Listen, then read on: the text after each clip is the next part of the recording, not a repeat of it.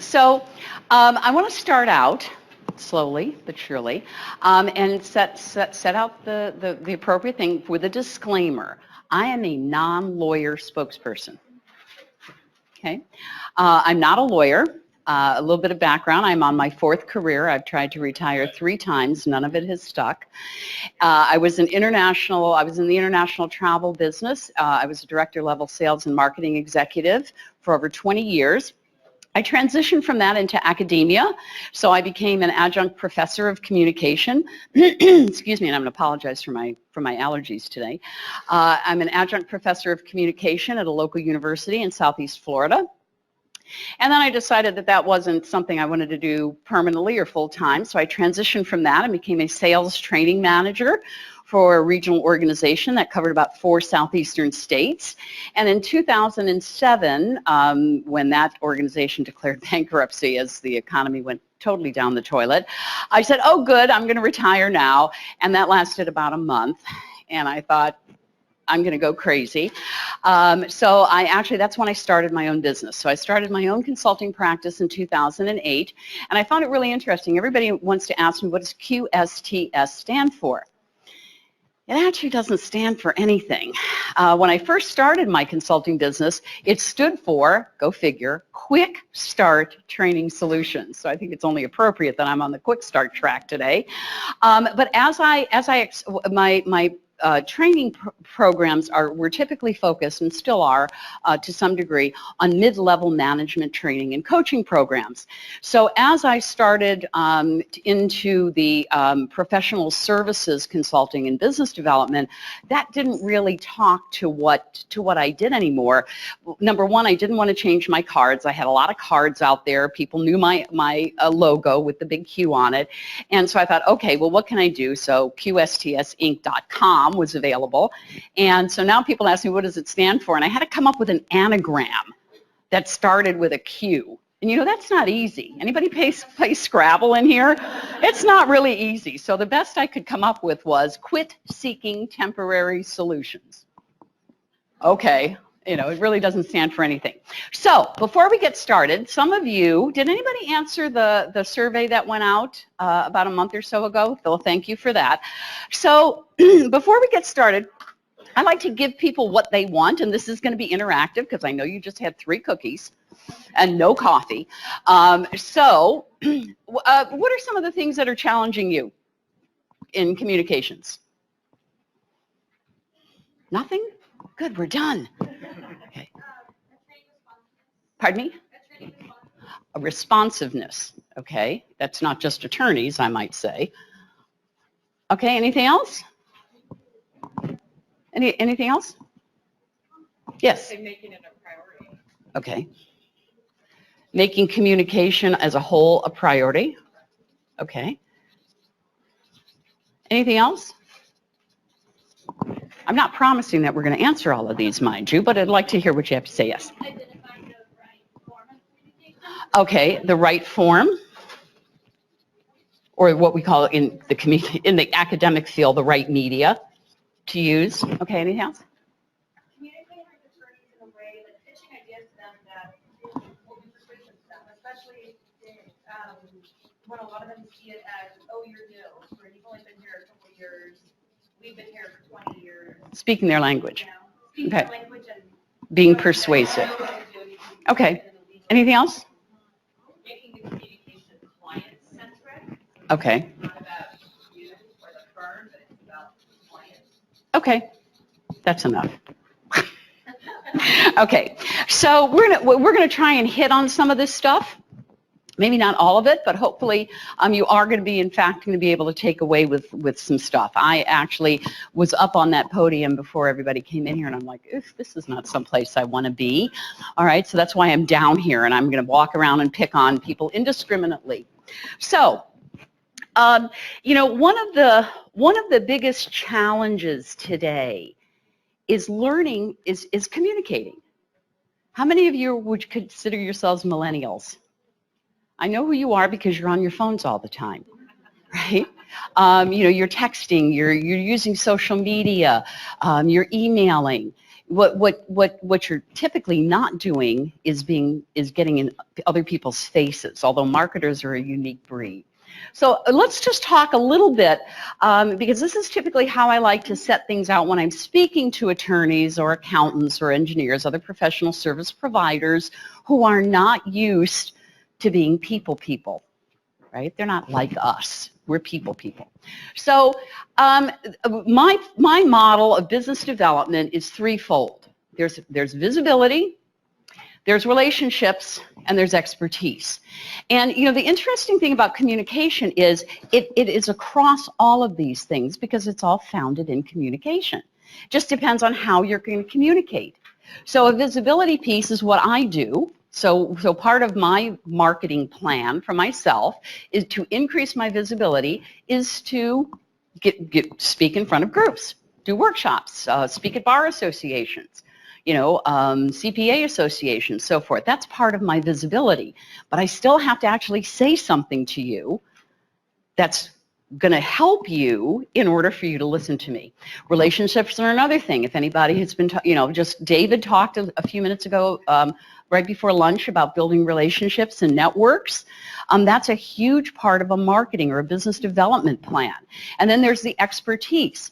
So there's a track, I think, that's talking about content marketing and this kind of thing. That's a place to exhibit expertise, your attorney's expertise. So one of the other things I try to get attorneys, especially, and accountants, to understand is that every one of them is in business for him or herself. Whether you're with a large firm, a mid-sized firm, a small firm, the solos get it, okay? But I don't see too many solos in here, okay? But it doesn't matter. This is something that nobody learns in school. How many of you have graduated from college? Okay, I'm not here to embarrass anybody. All right, how many of you who have graduated from college learned how to do business development and, while you were in college? Seriously. No, we were all kind of like thrown out there and said, good luck with that, right? So it's no different for attorneys or accountants. So attorneys come out of law school, they know the law, they have the expertise. But what they don't have is an understanding of what it means, why they need to do business development. So here's hopefully something you can take back that will help them understand that. Number one, they're in business for themselves. Because most lawyers today do not stay with their firms for the rest of their lives.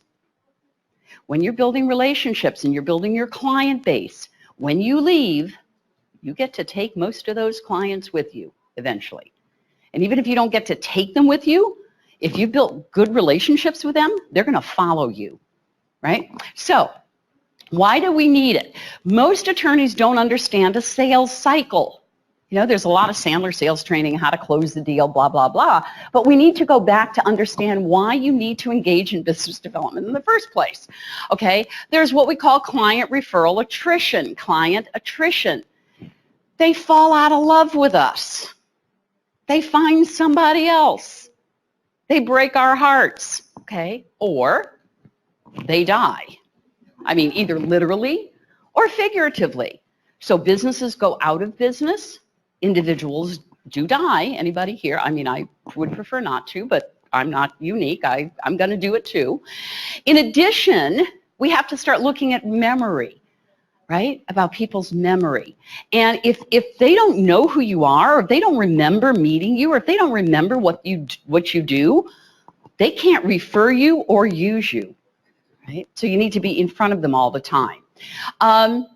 So those are the big question marks.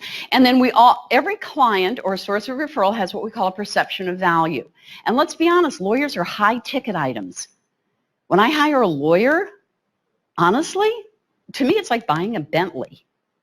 And so what happens is that most attorneys don't understand that the higher your cost, the slower your sales cycle is in general. Okay, especially when you're bringing in new clients. So that's why it's important to help attorneys understand this, Now, this doesn't exactly relate to communication, but I always like to start all of my stuff out with this so that everybody can understand why learning all of this kind of stuff is important, okay? So let's talk a little bit about communication. What we're going to talk about today, and I forgot to turn my timer on, sorry. So you're already late. You're already going to get out of here late. Okay, so we're going to talk about cultural awareness. We're going to talk about body language, and we're going to talk about how to speak your client's language, right? And then we'll if we have time, we're going to get to some of these things when we're done in the question and answer. By the way, I'm very, yes? When you refer to clients, are we referring to our internal partners as our clients, or are we talking about external? We can use both, okay? Because aren't they, you know, you have your clients in general are your attorneys, but then they have clients, because after all, how many of your participation in this conference is being paid for by your firm? Okay, so do they just want you to get better at handling their attorneys? No, seriously, is that what you're here for? Or are they hoping that they're going to get a bigger return on their investment in sending you here by having you be able to go back and say, do this, let me sprinkle you with holy water, because I've learned it at the annual conference, and you're now all great marketing people. Okay, so we're talking both. So what is culture? Anybody can anybody give me a definition of culture? Can anybody tell me what your culture is? Pardon? How a certain group of people acts, believes. How many of you deal in what we would consider what you would consider a multicultural environment? You have attorneys or other people in your firm from different cultures. Okay, do you deal with clients from different cultures? Okay, so here's what culture is. It's a unique set of language, behaviors, values, and what we learn culture. So we learn culture when we're growing up, and every culture has a unique set, and at the foundation of it, there are rules for communication, both verbally and non-verbally. So the reality is that we need, okay, so there's two different cultures. Where do you think these cyclists are cycling? What country? In the United States. What about these cyclists down here? That's from India. Okay, so do you see, just as something as simple as bike riders, how we express the unique culture that we grow up in? And one of the biggest challenges is, why do we need it? So what, right? So what? Why do you think you need to know anything about another culture? Aren't we the best? The reality is that we are a multicultural country, number one. I happen to be based in South Florida, which is one of the most multiculturally diverse areas anywhere in the country. There are other areas that have huge different cultural population, but it's not quite as diverse as it is in South Florida. So we're in a multicultural country, plus increasing globalizations. You know, what are you reading in the law news? You know, this one's merging with a Chinese firm, and that one's opening an office in Turkey, right? So this increasing globalization makes it really, really important for us to understand how other people communicate, because when you miscommunicate, that's when the problems start. Okay, so what is it? Really, cultural awareness is understanding, right? It's understanding. It's acceptance of others' ways of behavior. It doesn't have to you don't have to like it necessarily, but you do have to accept that there are different ways that people communicate. So let's talk a little bit about what you need to know. All of us belong to multiple cultures, okay? Because if I said to you, what are you? So can I pick on somebody close by here? So let's look at Suzanne. Okay, Suzanne, could you tell me what are you? Culturally, what are you? Okay, you're French. Scottish. You're Catholic. That's fine. That's okay. I'm Catholic too, you know, such as it is. Okay. What else is there?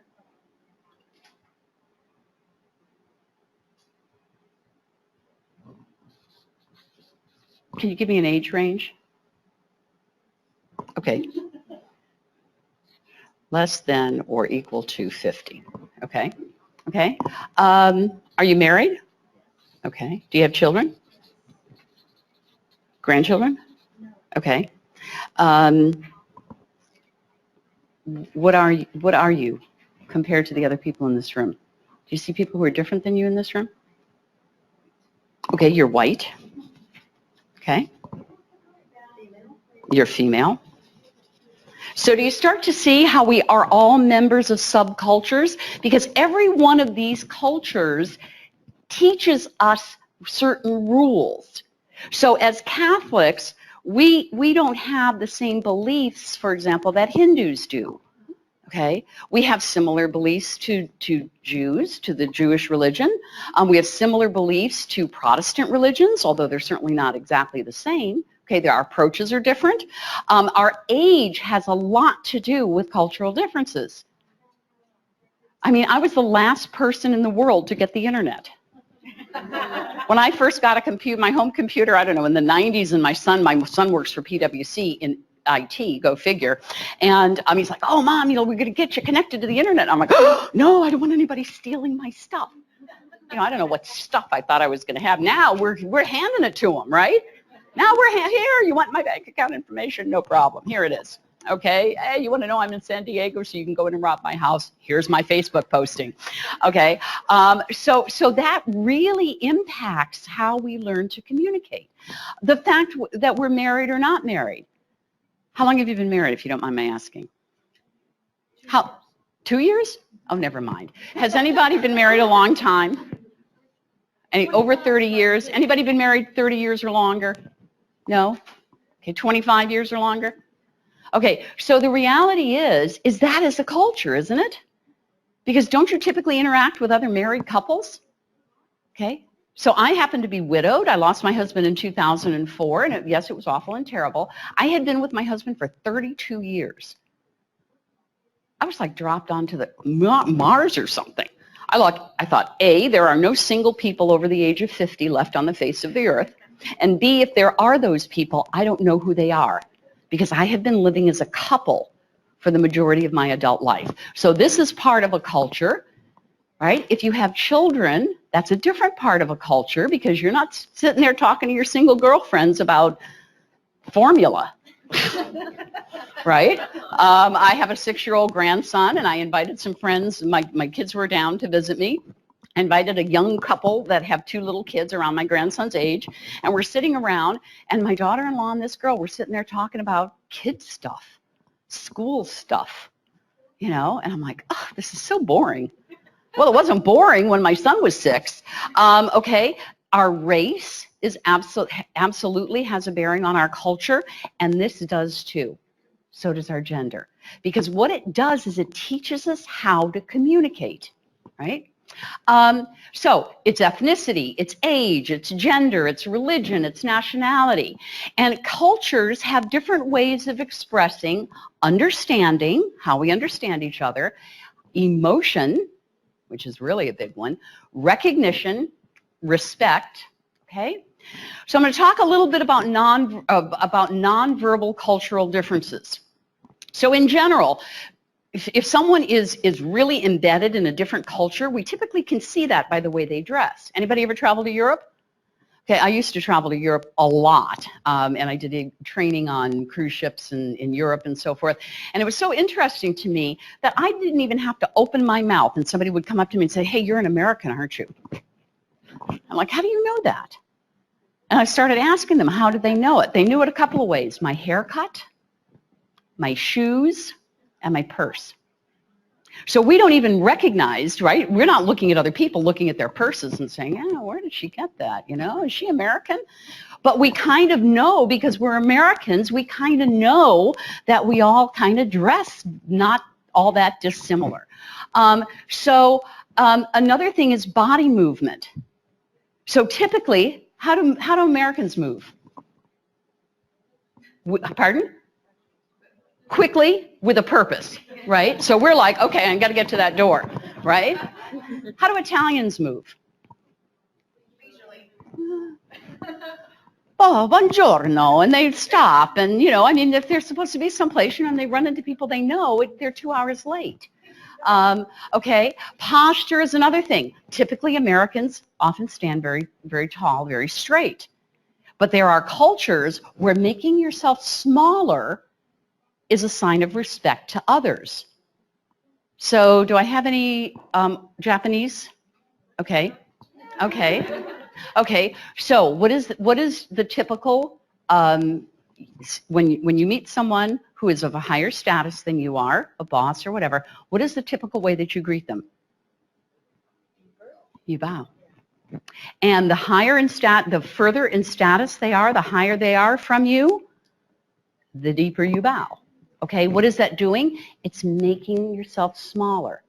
Okay, now for an American to do that, we're like, I'm not bowing to you, right? Because after all, aren't we equal? Okay, gestures are another thing, and I'm not going to go through all of these because we're never going to run out of time. Anybody from Brazil in here? Okay, I'm here to tell you, what does this mean in the United States? Okay, anybody know what it means in Brazil? You don't want to know you can go Google this tonight. All right, so there's your homework, or you can Google it now, and then I'll hear everybody go, ah! Okay, but you don't want to use this gesture in Brazil. Facial expressions are another. So in general, Asian peoples typically mask their emotions much more than Latins, okay, or those of Mediterranean cultures. They're usually very, very facially expressive.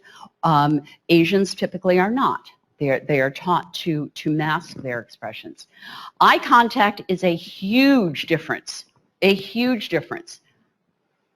What do you think if somebody doesn't look you in the eye, Cynthia?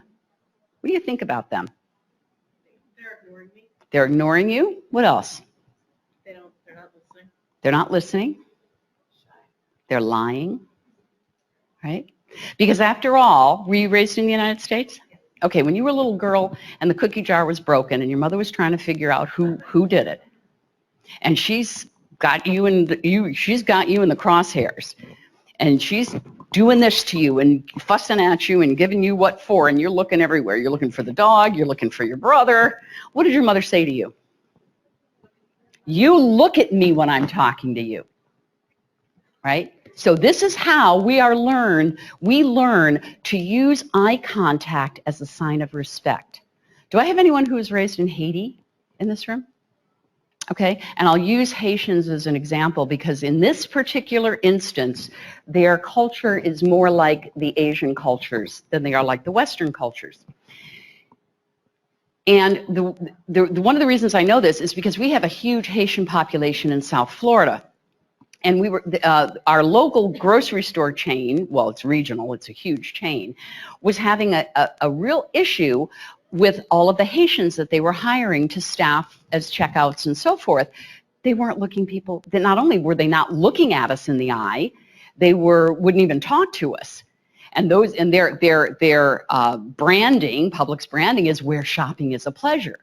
Well, for those of us who got to know our checkout person by name, and we would wait in that person's line because we had been going there for so long, to have someone not look us in the eye and not even to acknowledge we were there, it wasn't so much of a pleasure. So they had to go through a huge, what would they call, an enculturation program. It took them years to help their Haitian staff understand what was expected in America when it came to that. Because in their culture, when their mother was fussing, and if you don't mind if I point at you, I'll use you as an example, okay? If in the Haitian culture, when mom was fussing at you and you were staring at her, what she said to you was, don't you look at me when I'm talking to you. So do you see how just that simple thing about eye contact can start all sorts of misconceptions about what's going on in someone else's life. Touch is another thing. There are some cultures which are very touchy. There are others that are not touchy at all. The United States kind of falls a little bit in between. It depends on your family background typically, whether you touch or not. Personal space is a huge one, and I'm going to come back to this in a minute. So I'm going to use an example, okay, of one of these subcultures to show you how we learn to communicate differently. So this is interactive. The reason I picked male and female speaking, and it was interesting, I was next door listening to a couple of panels this morning, and the issue of gender, especially in law firms, came up. And so I thought that's kind of interesting. But the reason I use this is because every one of us in here at some point in our life has or will have to interact with someone of the other gender, right? Okay, so for the first part of this, I just thank you for having men in this room, because I was going to have to like make a whole table of females, men, if that didn't happen. So we're going to take two games that kids play, baseball and Barbie. So I only want the men in this room, the guys in this room, to answer the following questions about baseball. How long does a game of baseball last? 9 innings? Well, what if you're having a good time and you want to keep playing? Can you do that? Yeah, you can? How many of you say yes, or how many say no? It's 9 innings. If somebody is winning at the end of 9 innings, you just can't say, you know what, we're having such a good time here, let's keep playing, right? 9 innings, okay? How many people play on a team, can play on the baseball field for each team? Apparently I don't have none of you guys know baseball. 9 players. Okay, so if somebody, let's pretend it's a little league, right? And so if you're going out for little league and one little kid says, I don't want to play today, I'm going home, can you still play the game? No, not really. Okay, you can't do that in major league either. What happens if you get somebody who says, I want to play, and there's 9 people on the field and he runs on the field? Can he play? No. Okay, so it's 9 players. Now, what's the point of baseball? No, I didn't ask for the women. I just want the men. Okay? You can tell you're hanging around men too much. Okay, what's the point of baseball, guys? Win. To win. And how do you do that? Yes. Okay. Any guys? How do you win? Okay, you have to score and then you win, right? Okay. Now, on the team, okay, when you have a team of baseball players, is there one guy that the other players on the team elect or whatever that's looked up with more respect than the others? You don't know? The captain, okay, yes. So the other players get together and they elect the captain. And is it better to be the captain or the kid that goes and grabs the sweaty towels off the field? It's better to be the captain. Okay, that's fine. I'm just questioning. Okay, now ladies, we're going to play Barbie. And this is also a pet peeve of mine, is calling everybody guys. It's socially acceptable today, but I don't like it because the majority of the people in this room are not guys. Okay, you're women. All right, oops. So, ladies, how long does a game of Barbie last? Forever. However long you want. Okay. How many players can play at a game of Barbie? Unlimited. Okay. Can you play Barbie alone? Yeah. Okay. So what is the point of Barbie? What do we, other than marrying Ken? Okay. What is the point of Barbie? Who's the best Barbie? There is no best Barbie. Okay? There is no best Barbie. So what happens when we learn to speak this language, when we learn the rules of being male or female in our society, okay, so I'm talking about our society, and I am generalizing, yes, because you're going to say, oh, well, I didn't do that. Okay, but we have to generalize in order to see the pattern. So what happens here is that boys learn that there is a process and a point to communicating, right? They also learn another thing. when you have your little kid, your little boy, who, and anybody can answer this, when you have your little boy who you've practiced and practiced and practiced before he goes out to try out for Little League, and let's pretend that, I don't know, let's see, you bet red, let's pretend that the left field player, is the most important, okay, because he's the one who's going to save all those runs. So you practice and practice and practice, and he goes out and he comes home and you say, "What's wrong, Bobby?" "Oh, the coach, he made me a shortstop or second base or right field. He put me in right field." What do we tell that kid? You go to the coach and you tell him you're really good at left field because we've been practicing, don't you? Don't you prompt your boys to stand up for themselves and to promote themselves? Yes, we do. Okay. In general, we do. Things are changing a little bit now. Okay. But in general, we promote our boys to speak up for themselves. Don't be a crybaby, right? Don't be a crybaby. You can do it, right? Now, what happens with women is, what do we call the girl who's playing Barbie with us, who's like, "Oh, my Barbie's the best, and she's got the best clothes, and she's got Gucci shoes." What do we call her? A spoiled brat. Oh, she's so into herself. Okay. Now, what happens is that we learn in our gender, typically females don't speak up for yourself. Because what that does is it causes your group to put you down. Okay? So what this results in is what I call men and women talk. Men develop a worldview, in general, of the world as a ladder. Okay? You're either one up or you're one down from somebody, and is it better to be one down or one up, guys? It's better to be one up. Okay? Women develop a worldview of the world as a web of connections. Where is up on this web? There is no up.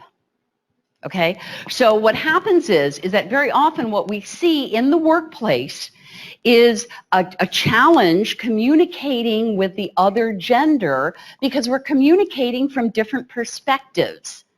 This is what causes a lot of challenges, especially in the workplace. But I'm here to say, guys, if you don't ever learn to speak female, you will never have a successful personal relationship with a woman. And women, if you don't learn to speak male, at least a little bit of male, you're never going to be successful in the workplace because the workplace is still a masculine form of communication.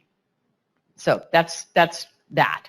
So here's some things about cultural awareness. The two biggest things are you need to look and you need to listen.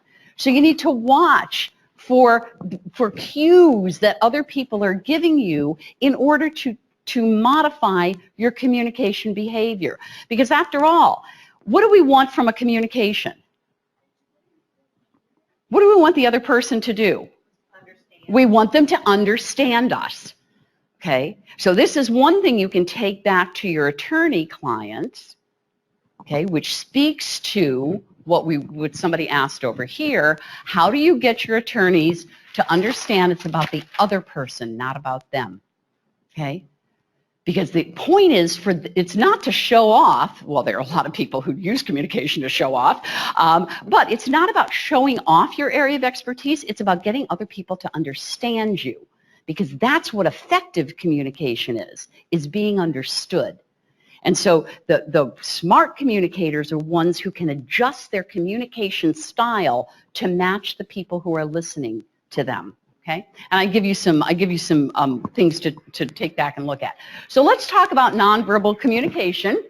We're going to talk about reading the signs, body language, cultural differences. What's going on here? Tell me a story about this.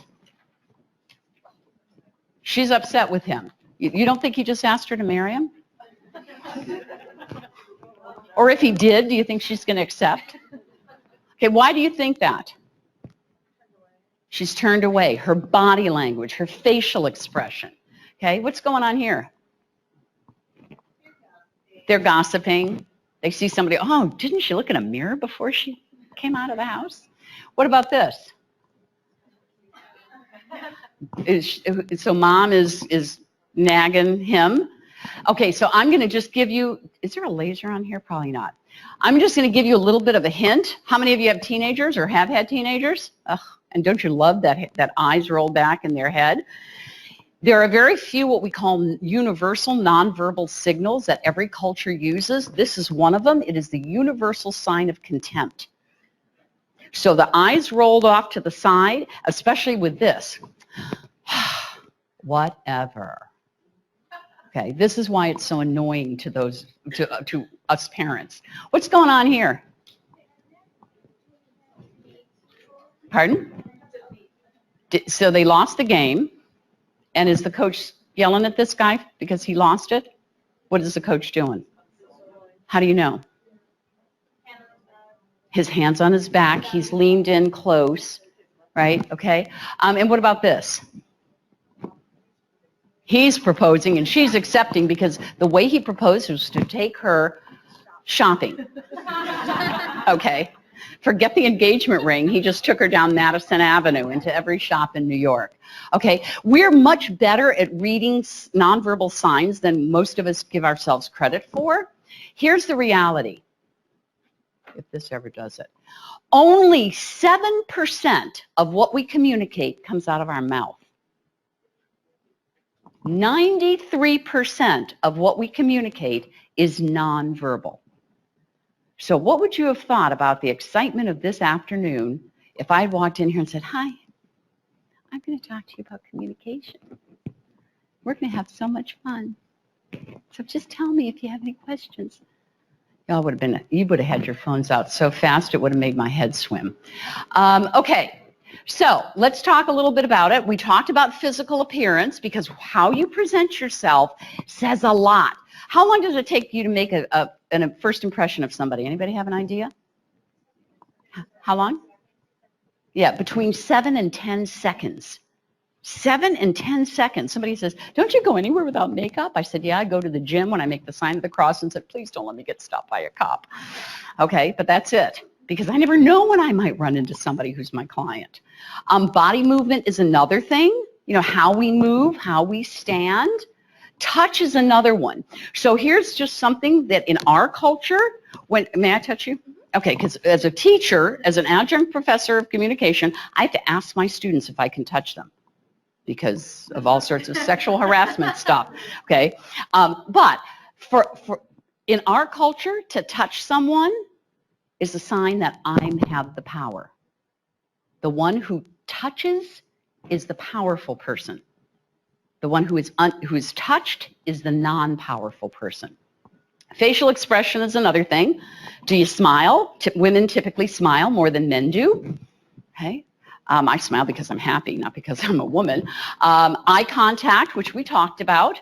Vocal cues are another thing. Our vocal cues are how high-pitched or low-pitched our voice is. And very often what women, especially with women, the lower, and especially with leaders generally, the lower the voice pitch, the more powerful you're seen to be. Okay? Space and distance. So if I come, this is one of the reasons teachers stand up when they teach, is because they're claiming their territory. Okay? And they're elevating themselves, which means that they're more powerful.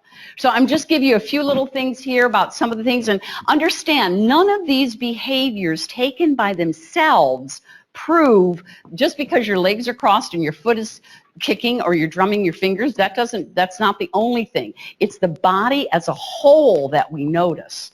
Okay, territorial, I just talked about this, leaning against or touching something or elevating yourself. It shows that you're claiming your territory. Defensiveness, everybody talks about crossing your arms as defensive, but it's how you cross your arms. So if I'm standing here like this, my arms are crossed, do I look defensive to you?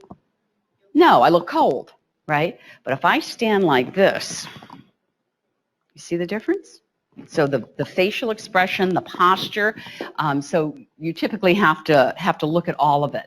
Suspicion, in our culture, not maintaining eye contact. If somebody starts moving away from you, you can pretty much rest assured that that person doesn't trust you. Nervousness, you know, frustration, that's our kids.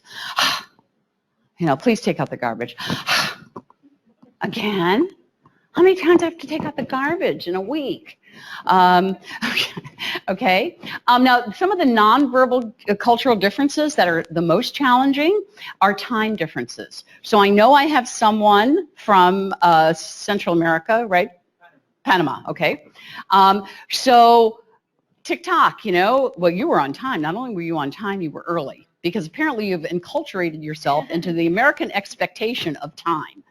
Okay, do all of your meetings start on time in Panama? Okay, and again, there's reasons for it because they see time differently than we do. Personal space. Anybody ever been to Europe? Okay, these people have no concept of a line, right? I mean, they're just like all over you. You're like, I don't know what's here first. Well, who's first? You can't tell. Eye contact we talked about. Okay, now I just want to finish up because I am going to be running a few minutes late. Why to speak client? Okay, now this is for your attorneys. So this is something you can take back to your attorneys. So the fact is that you need to learn how the client speaks. So if you're dealing with your internal clients, you need to learn how they speak. If your attorneys are dealing with clients or sources of referrals who are not attorneys, they need to learn how to speak client. Because here's a reason. Poor guy, it's my fault, Your Honor. I told my client I'd argue the slippery slope. So obviously this client is used to, I don't know, water parks. Okay, so here's how to speak client. Just as we've been talking about cultural differences across countries and areas of the world, specific industries and organizations have their specific culture because they're a social system. So every industry and every organization has its own culture, okay? That means it has its own values, behaviors, and most important, language, okay? So most of you are from different firms. You don't have the same culture. Mid-sized firms do not probably have the same culture as the gigantic ones, right? The AmLaw 100. So the language is different. Individuals also have their own culture, which is their values, their behaviors, and their language. So how do you learn, or how do you teach your attorneys how to learn how to speak to their client, whether it's writing for them, whether it's standing up and speaking to them, whether it's talking to them one-on-one? You need to start reading everything you can about that specific industry or about that specific organization. Because only by doing that are you going to start to learn the language. So you want to make sure that that client in that industry, let's just say that, let's say that your